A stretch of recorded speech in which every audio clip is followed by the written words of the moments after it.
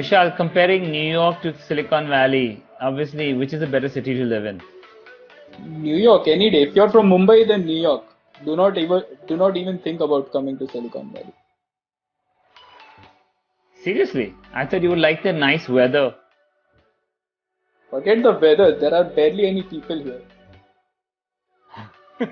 It is such a huge land and no people. Okay. New York is crowded, Any just other? like Mumbai. You will not feel away from home.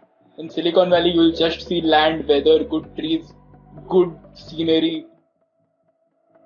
That's it. No people. Okay. Just a way of background, Vishal, what is your profile to get into Courant? I had the GRE quant score was 170 on 170, and for verbal I believe it was 156 or 157, and and my essays were terrible, so my essays I was like 3.5, so that was the negative point in my profile. And as far as academics are concerned, I guess a decent 70 or 71% aggregate over 4 years. Were you top of your class or were you?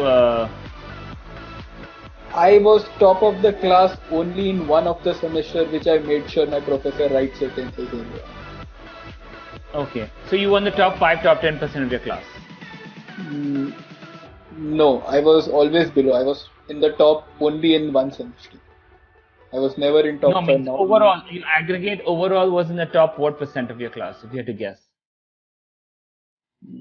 Yeah, maybe top 20. Okay. Okay. But So what really but there was one breaking semester where I topped and where I had a very good score, and I made sure that comes in the LOR. Got it. So what made a difference for you was the SOP, you would say? I would say LOR. The letter of recommendations are more valuable than SOP. Great. Good to know. Good to know to get the feedback as well. Okay. Yeah. Any other questions that students have?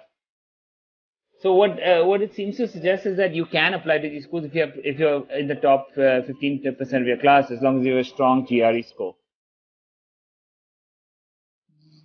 Yeah, you need a strong GRE. Like, you need to convince them to take a look at your profile.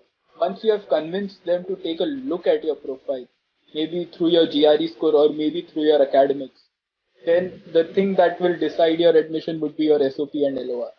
But you have to first convince them to take a look at your profile. If your profile is not good enough to reach to the professors, they won't even read your SOP. Okay. What did you do to convince them, since you asked that I question? did not do anything. I just applied. I did not know that this process existed.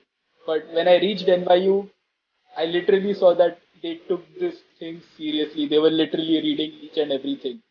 But you have to give them out of curiosity, I asked them, do you read everything? They said they only read the filtered things. And what is the filtered thing?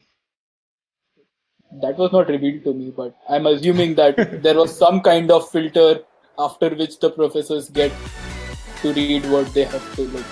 They won't sit through everything, but you have to give them a good enough reason to take a look at your profile.